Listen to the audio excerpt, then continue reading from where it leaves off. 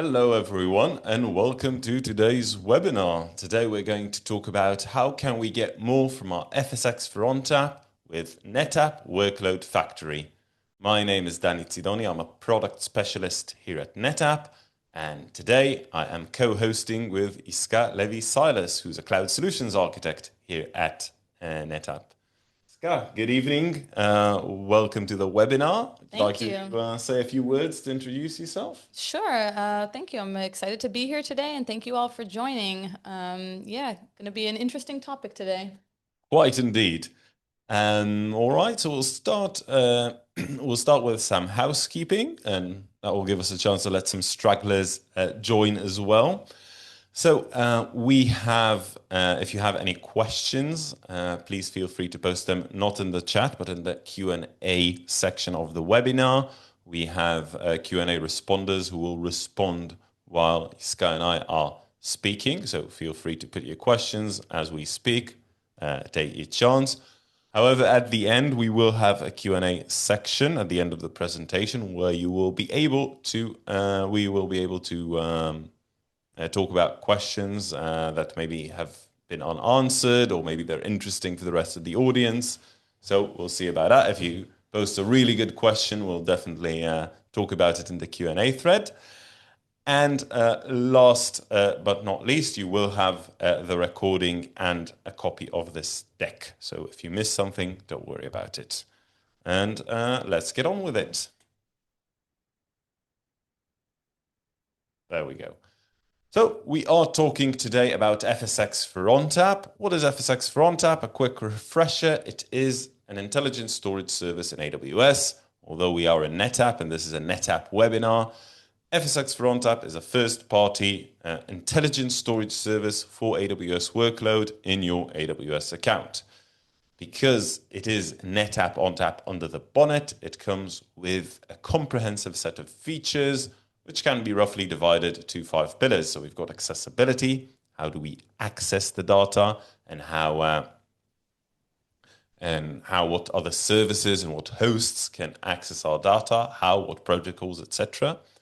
We've got resilience and protection, protecting our data layer of the whatever application that it is servicing from disasters, with high availability, with local backups, etc. And of course, we need to protect our data from malicious factors as well with data security, making sure that our data is isolated and secured per tenant, that our users and services are authenticated, whether it's with Active Directory service or other authentication services. And of course, protection from malware and ransomware. That's a big threat that unfortunately is not going anywhere. And when it comes to price performance, so being in the cloud, we don't only need to be good, we need to be flexible as well. That means servicing high performance services on the one hand, and on the other hand, more price sensitive services that do require a data layer, but not necessarily performant, but one that will not burn a hole in our budget, which is also very important.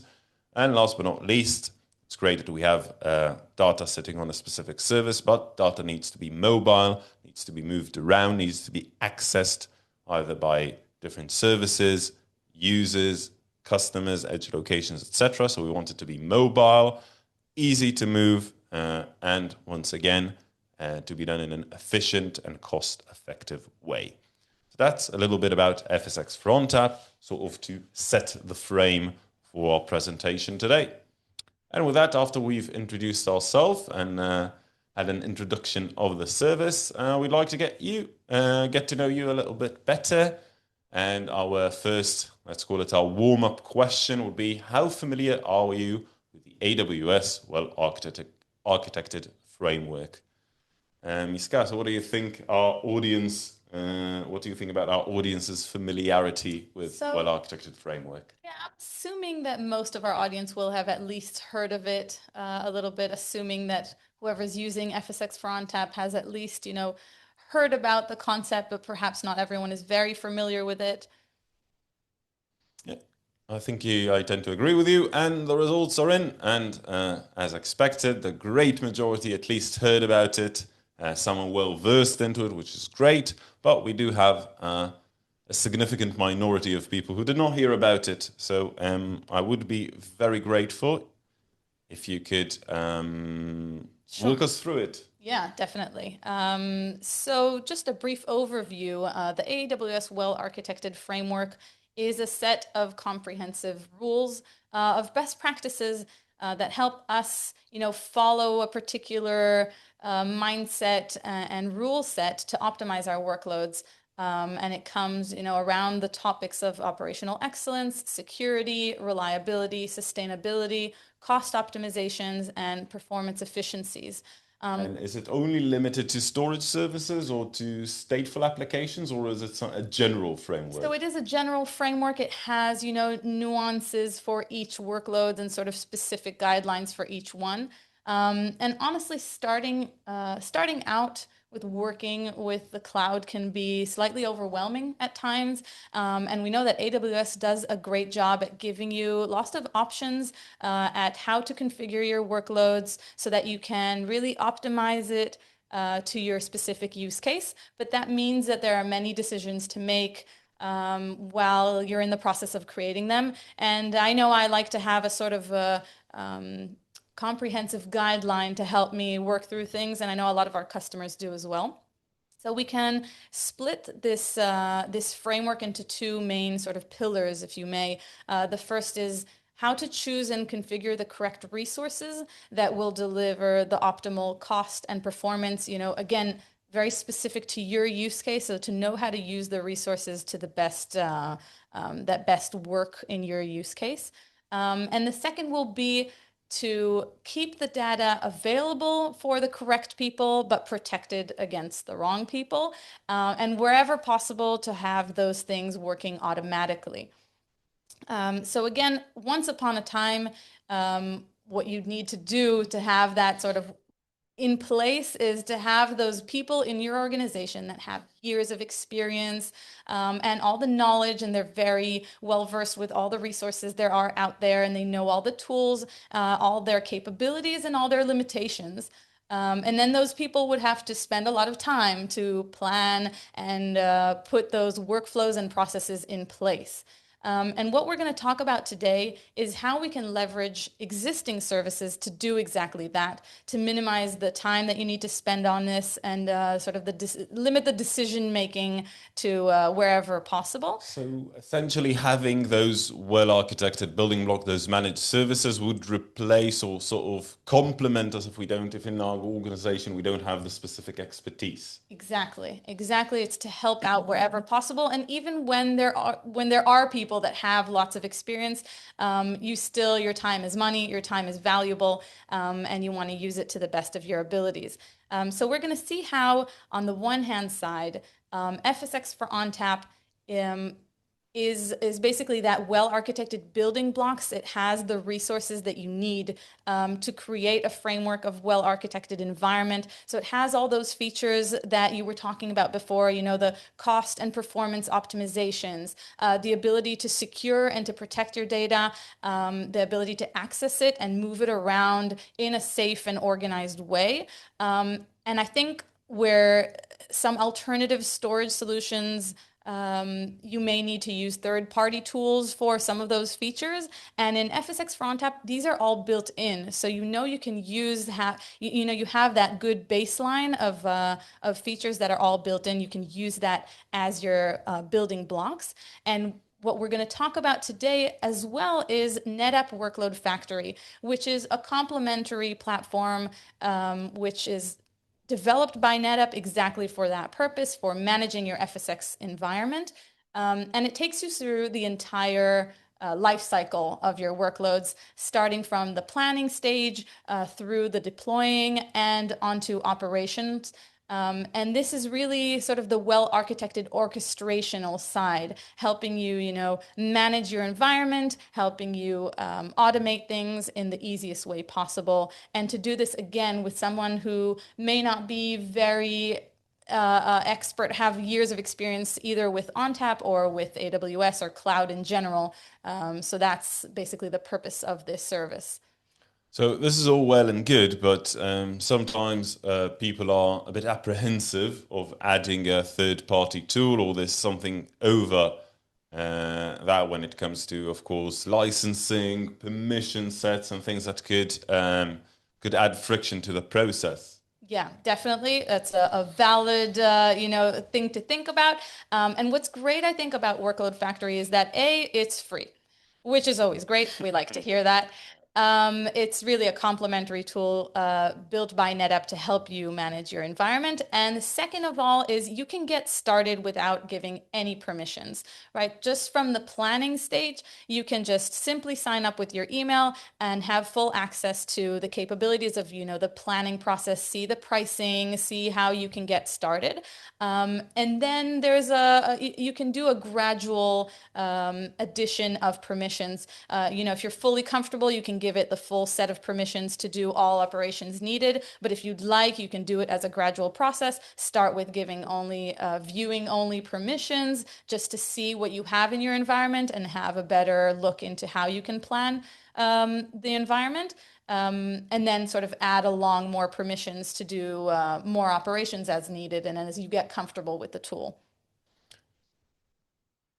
Fair enough. Well, I do believe that actions are louder than word. So, in order to take a look at FSX for ONTAP and what can it do, and of course with Workload Factory as the well-architected orchestration tool, let's hear about this global company who wants to create a shared file repository on AWS that serves multiple departments. Basically, they want to take the data from an on-premise data center and move it to AWS for a company-wide shared data set. Yeah, I think that's a great example to start out with. It may be a sort of theoretical, but it's not because we have lots of customers that this is their exact use case, whether it's, they're just beginning their process of migrating to the cloud or just, have a small specific use case of a data set that they'd like shared across the company for people in different locations. So this is really a real example that we see often. Okay, so the first stage, of course, is a poll. So, Liat, shoot it away. Okay, so now we'd like to hear from you. What is your top priority when you're running your workloads on AWS? And what do you think our results will be here? I think it's going to be an even split because the results are, of course, on the one hand, we want high performance, sometimes high availability for our mission critical workloads. And there are two other groups in our organizations we always need to satisfy. That's the CFO, so cost efficiency, very important right there. And of course, we can't move anywhere without the CSIO. We need to make sure that our data is protected and secured to keep our nose clean. Well, Liat, do we have the results? And I do believe we have the results, and I see that all in all, the results are quite split, but I see that we do have cost efficiency is taking the lead. Yeah, cost efficient mindset in today's broadcast, which is great. So we'll try to think about that. And our first demo for the day is, there we go. So as I said, the first stage is planning the infrastructure. And first of all, we've got our set of requirements, our constraints. And of course, if we talked about cost efficiency, a budget is always the major constraint. And we also have business requirements. For example, performance and resilience on AWS need to be likened to the on-premise system we already have. Storage cost needs to be lower than alternative services. And of course, the idea is to understand what the alternative services are and how do they work. And of course, planning time needs to be minimal. Time is money. If we spend too much time planning, then we're losing money. No way around that. So let's see how Workload Factory can help us with that. So Workload Factory, once again, we are in the planning stage. Let's say that our customer of the day, at least at this instance, they're not ready. They're in the preliminary stages of the planning. They want to find a service. They don't want to put in their credentials on Workload Factory, only to sign up. without adding any permissions to the AWS account, which is perfectly valid. And there we go. And let's take a look at what we can do here. So first of all, we go to the explore saving bit. The explore saving, we've got a TCO calculator based on the AWS calculator, the same APIs, not embellishing anything.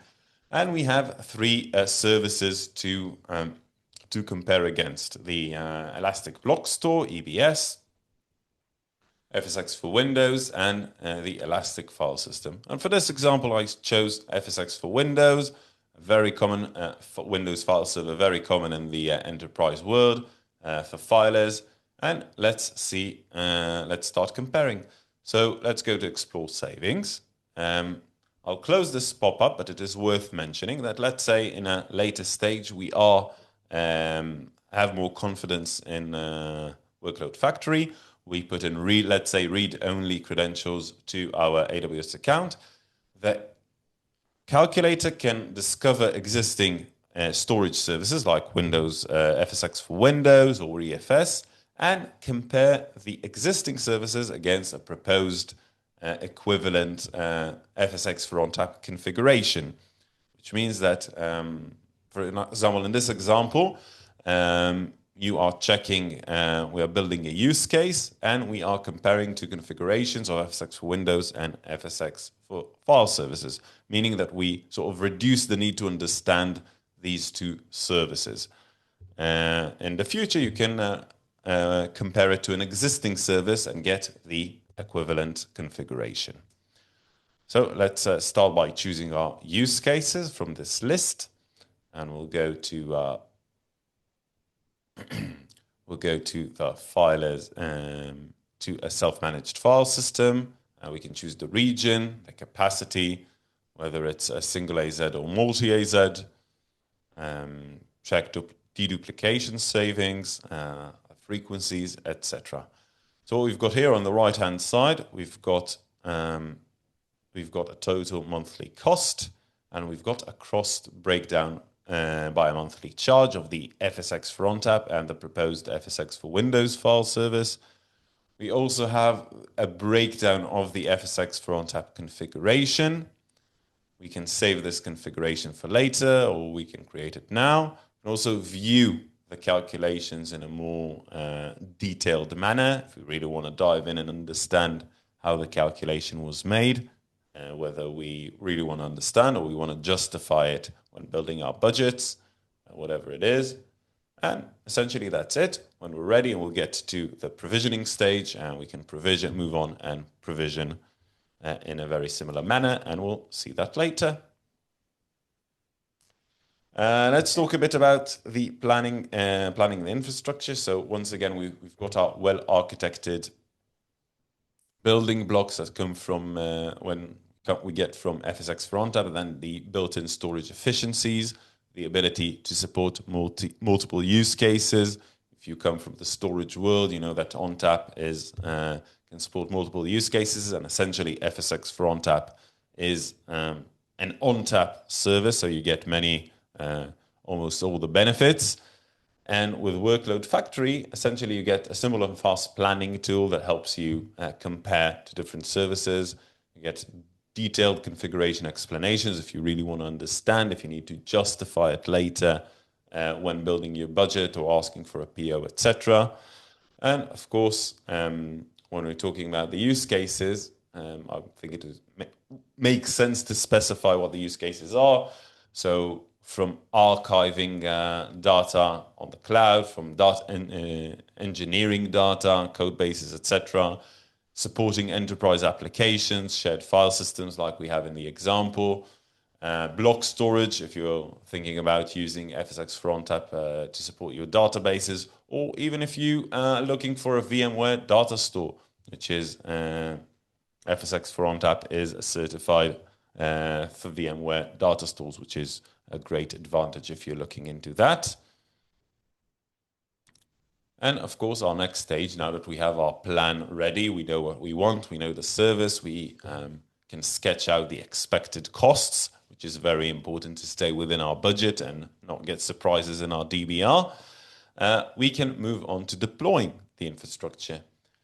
So our requirements, first of all, we need to replicate certain on-premises volumes to AWS. We need to essentially copy the data and hopefully the permission sets as well. We don't want to be permissive. We want to enable access from our Windows and our Linux workstation, so we can essentially, we want to have an NFS share and the ability to add CIFS and SMB shares to our data. And last but not least, we want our data residing in the cloud to be available to AWS data services. Now, everybody, for example, if we want to build AI chatbots using SageMaker, Bedrock, etc., if you want to make queries on our data with Athena, we want to have that ability too, since we've already enacted the labor of migrating the data to AWS. So let's look at how Workload Factory can help us with that. Right, so let's start it on. So first of all, with Workload Factory, you can also discover your on-premises ONTAP systems. So we'll go to that. And we've got our on-prem cluster. Take a look and choose the volume we need to replicate and click Replicate. What happens now is that we have a wizard that will start by replicating the data to an FSx for ONTAP system that we have on the cloud. So we need to choose the region, and now to actually choose the file system itself. Already chooses our storage VM, and now we can choose the use case for our data replication.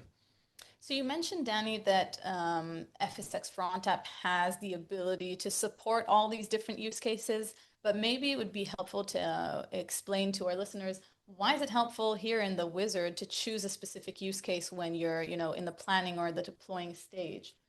That's a very good question. So when migrating data from the source, let's say in this example, an on-premise data center to our destination, which is our FSx for ONTAP file system, we might have a few reasons to do that, and the different reasons entail different configuration. So in our example, we're talking about migrating data to a production-grade FSx for ONTAP system. That means that we want a speedy migration. We want that the destination itself is also going to support our performance requirement. Well, we've got hot disaster recovery, cold disaster recovery, and other. So let's say if we want a cold disaster recovery, once again, the great thing about the cloud is the flexibility. We don't necessarily need to start with a very robust and high-performant file system. We can start small, migrate the data, have it there ready for a rainy day. And when the disaster strikes, we can always scale up the file system once the data is already residing in the cloud, and essentially fail over to the cloud while we are taking care of whatever the disaster that struck our source, whether it's on-prem or a different cloud region. So that's one example. And if it's a hot disaster recovery, meaning we need to scale fast, need to fail over faster in case of a disaster, that's also a different configuration. It means controlling bandwidth, meaning that once again we've got implication on the destination and so on and so forth. So it is important to understand the use case and allocate resources accordingly. So here we are going to so here what we're going to do is continue the demo and Definitely. What I love about what you explained about the different use cases is that Workload Factory will take that into account and configure those automatically just by choosing the use case. I think a lot of our customers love that as well. Yeah, that's true. I think it's a very useful feature right there. And essentially what we did now, we created the replication. We can start tracking it. On the background, Workload Factory makes all the configurations on the two systems, so we can go about our day while the data is transferring. And now we can go to the volumes in our FSx for ONTAP system. So we've got our destination volumes. And if you remember, one of our requirements was that not only is it accessible to CIFS and NFS, which we did, we also want it to be accessible for AWS data services. Now, AWS data services are great, they're amazing, but they work in the S3 protocol. That means they need their own access, so we need to sort of set an adapter that will let the services access our volume. So we want to avoid replicating them to an S3 bucket, of course, because that's a whole different headache. That means maintaining another copy, making sure that the access is restricted, and so on and so forth. And here, with the workload factory, we get sort of an quote-unquote adapter that allows the services to access our data without us duplicating and migrating the data from the volume itself. It's already in the cloud. It's already on our file system. We don't need to move it around, and the services can access it. So let's see how it's done. So we go to Manage S3 Access Points and click Create. Give it a name. Give it a designated user, because once again, privileges are very important. Restrict it. And then we create and attach, and essentially we can go to our AWS console and start connecting our services. Simple as that. So just to clarify, Danny, at this point, we did not create a separate new S3 bucket, which we're moving our data into, right? Yes, that is correct. Essentially, it's the volume that we migrated in the replication process. We just only added another protocol access. So for those who come from who already have background in NetApp, just like in a NetApp volume, you have a CIFS share and an NFS share to the same data set. Here you can also add an S3 access point to the same data share without duplications, without copies. It's the same exact data set. That's a really powerful capability. Indeed it is. And now that we've deployed the infrastructure, let's move on. Right. So talk about how is it done exactly. So we've got our multi-protocol access. We talked about NFS, CIFS, and of course the S3 access point. We've got our data mobility support with a built-in replication, meaning you can replicate data from an on-premise ONTAP system or between FSx systems. If you want to work in one region, you want to move to a different region for some reason, whether it's because of regulation, because of business, because of whatever, and it helps you with that. If you want cross-region disaster recovery readiness, that can also be a great tool. You can have a primary FSx on one region and then your DR site on a completely different region. That's also a great way to protect your data from disasters or from malicious activity. And with Workload Factory, you get a migration wizard with best practices, because sometimes these are not so straightforward if you don't have the well-architected orchestration tool, and deploying according to best practices per workload. So sometimes when you want to deploy, you need to fine-tune your system according to best practices and according to your use cases. And we are not all born experts, so we sometimes need to understand how exactly to configure, even though we don't have the prior knowledge. And one thing that I don't think I talked about earlier is that during the wizard, if you haven't noticed, there was a nice little black rectangle earlier. Essentially, everything you do in the wizard, we sort of show you how you can translate it to your infrastructure of code of choice, whether it's Terraform, Ansible, REST API requests. So if you want to work with automation like most of us, but you still at first need to work with the wizard, that's great. And we also give you the possibility to just copy whatever it is you need and implement and embed it in your Terraform, Ansible, or whatever it is you want. Yeah, definitely useful. So as we said, the data mobility support, to elaborate, for data mirroring, data cloning, and data caching, meaning you can have cache copies, whether it's from the on-prem or from a different FSx. As we talked about earlier about mobility, the importance of having the data, making sure the data can be mobile, moved around according to our need. And I think with that, it is a great time for another poll. Yeah, so we'd love to hear from you now on poll number 3. You should see it coming up in your screen. right now. So we'd like to hear from you now. How do you know if your infrastructure is not optimized? And I, for one, am hoping very much that we'll see a majority of listeners answering here that our infrastructure is continuously monitored.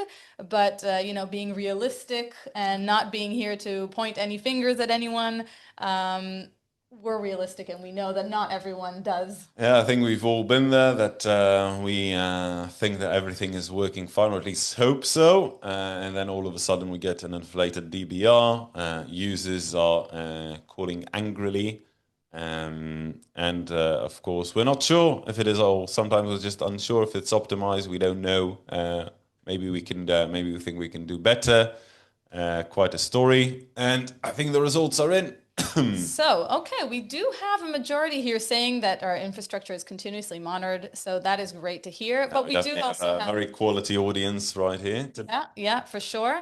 But we also have many saying that they have monthly costs are high, or users reporting issues. I'm sure sometimes we get, the midnight call from our manager saying something is down. We need to go fix Nothing something. like PagerDuty.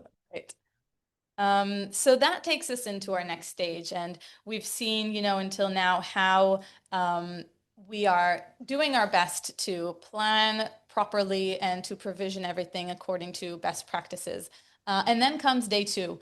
We have our FSX for ONTAP running. Our environment is, it's agile, it's changing. Our applications are working. Some of our data is accumulating in some places, and maybe the capacity has gotten very high. In other places, data is getting cold because it's unused, and maybe it can be tiered away for cost optimization.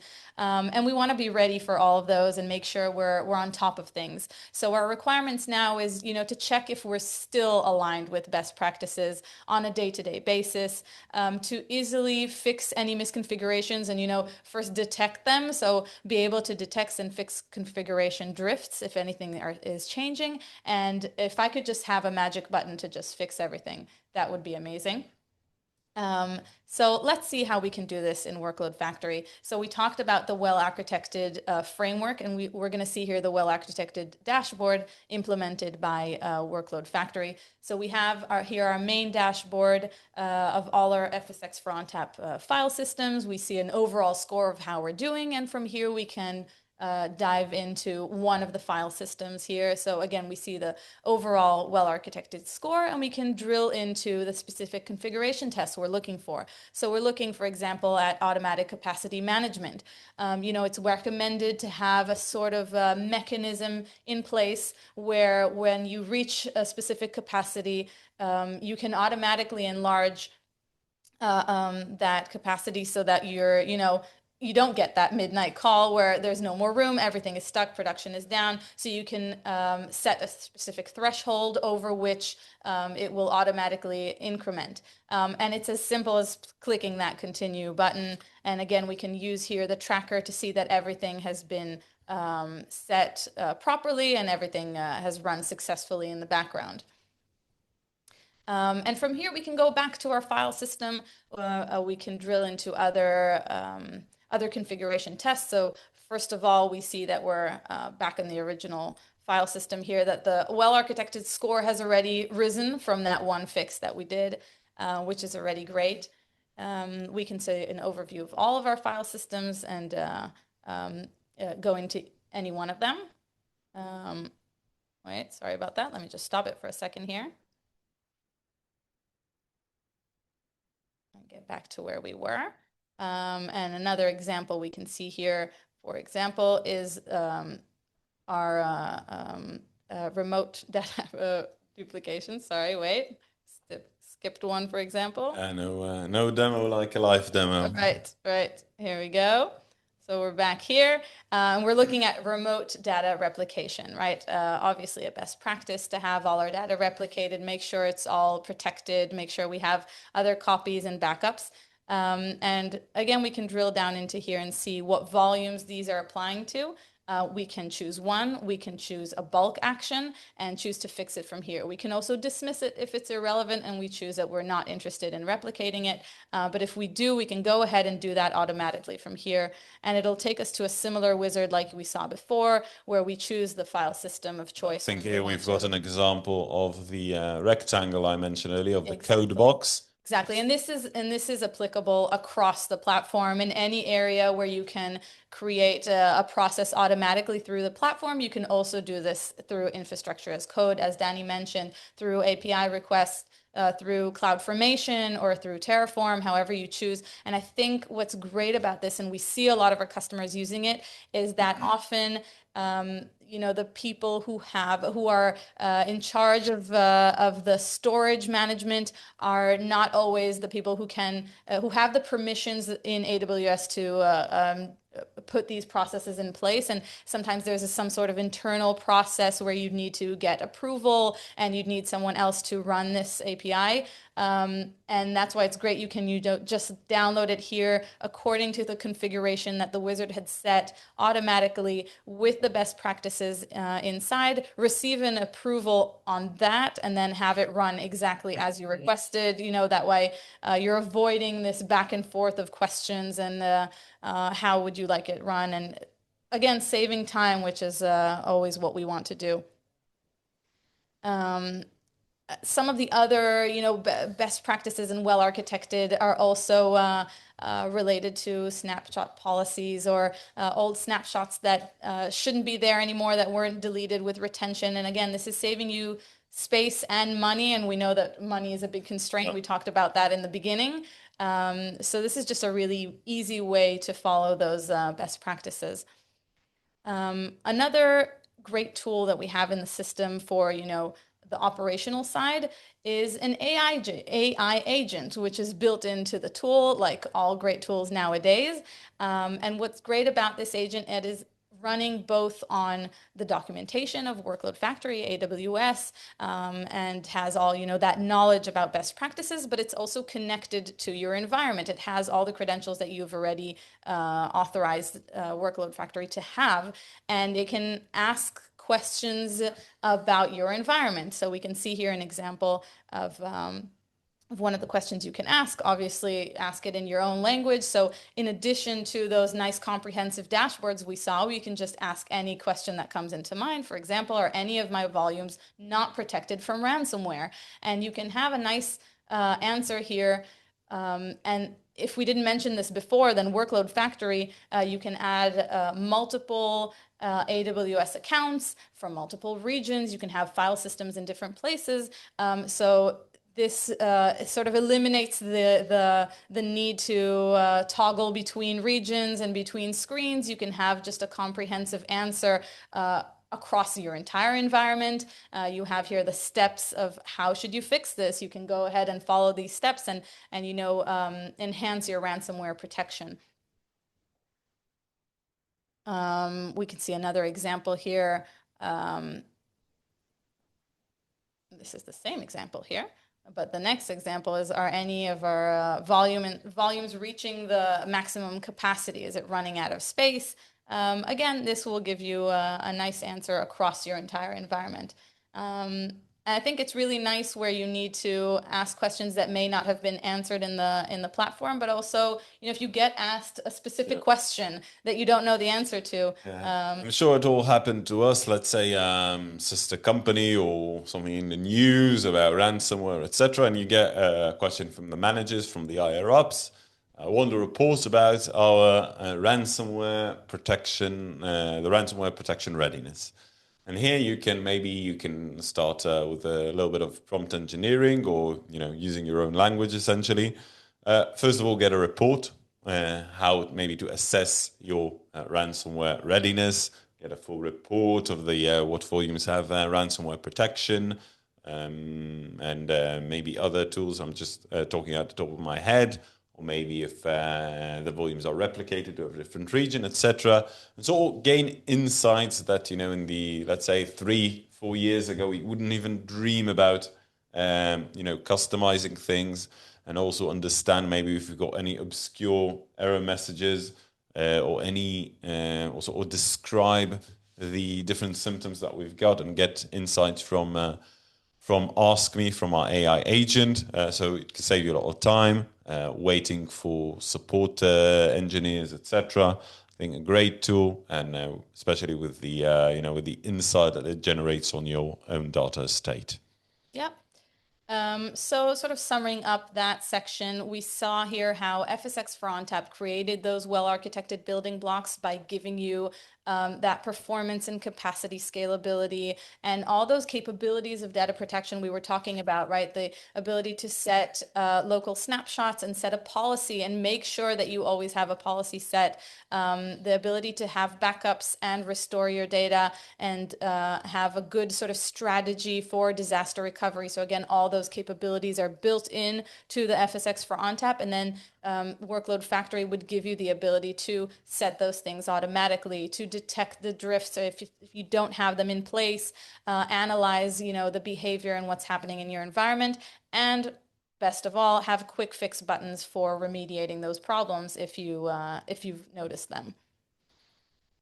Okay, so I think to summarize, when we're talking about applying our well-architected practices through all the stage of the life cycle, so the stages are plan, provision, operate. So with FSx for ONTAP, when we plan, we get our storage efficiencies and efficient data mobility. And Workload Factory gives us the planning calculators to sort of understand how it is configured. Is our use case? What is our use case? What are the alternatives? What I like about the Workload Factory calculator, it is honest. If FSx for ONTAP is not the right service for you, you will see it. You can play around with it yourself later and go to different cases and find different cases. Migration advisors, understanding how to migrate specific use cases, even let's say use cases that are more or less common, whether it's databases or VMware. And when it comes to provisioning, so with FSx for ONTAP, we've got the multi-protocol access for different volumes. We've got the multi-AZ deployments if we want to support and service our mission critical applications. And Workload Factory gives us the deployment wizards to deploy our FSx according to best practices and the infrastructure as code snippets that we talked about. So in our operating area, we talked about FSx for ONTAP having the ability to create functional and good strategies for backups and for data disaster recovery, and give us good protection for malware attacks, for ransomware attacks. We know that's a big issue nowadays, and we always want to be protected against it. And Workload Factory would give us that observability into where are we missing particular things, where can we get better, where can we follow best practices. So we have nice comprehensive dashboards for that. And to also just, make sure we are continuously optimizing our environment for cost, for performance, across all those well-architected frameworks. And I think it's time for the Q&A. I do understand we had a few questions. I think most have been answered by Aviv. Let's take a look. We had a question regarding data migration, whether it's from on-prem to FSx for ONTAP. So I think we mentioned that Workload Factory is meant for replication between FSx for ONTAP to FSx for ONTAP, or on-prem to FSx for ONTAP, or the other way around. But yeah, it says at least currently Workload Factory, when it comes to migration, it is still only in the ONTAP ecosystem. So if you want from a different environment, that's currently not supported. Another question is, can we integrate this Workload Factory into multiple AWS accounts? So definitely what you need to do is set your set of permissions per AWS account. It's as simple as that, quite easy to follow. Yeah, essentially what you've got in the dashboard, you can tick multiple accounts. So you can see, you can sort of visualize your different FSXs for different accounts or from different regions. So for example, let's say you've got 10 FSX file systems in different regions and in different accounts, say production, QA, etc. You can tick the accounts and tick the regions and see all of them, or you can untick if you want to if you want to focus on a specific account or a specific region, Yeah, and I think that's it what is very straightforward. I think it's one of the great value propositions that Workload Factory has, because as opposed to your AWS console where you'd have to toggle in between accounts and in between regions, in Workload Factory, once connected to all of them, you can see in all your dashboards your entire file systems in all of your environments across all accounts. So I think that's something our customers find very useful. Great. So I think we can move forward. So first of all, as I mentioned earlier, you are going to get the recording and the deck. These are some of the resources that we use to make the presentations. I've got this demo video series on YouTube, very short demos that talk about specific use cases that Workload Factory can help you get the most of your FSx for ONTAP system. You might recognize the voice of the narrator. Some blogs that might help you get started or unlock some of the potential of NetApp, ONTAP, and Workload Factory, and of course the FSx for ONTAP documentation and Workload Factory documentation. Always worth to take a peek if you have something. And last but not least, before we part ways, I would like to ask you if you want to try Workload Factory yourself. You can sign up for free. As we've said, at least at first, you don't need to give it access to your AWS account. And now you can only scan the QR code and sign up with your corporate email. And Bob's your uncle. You're ready to go. Sounds great.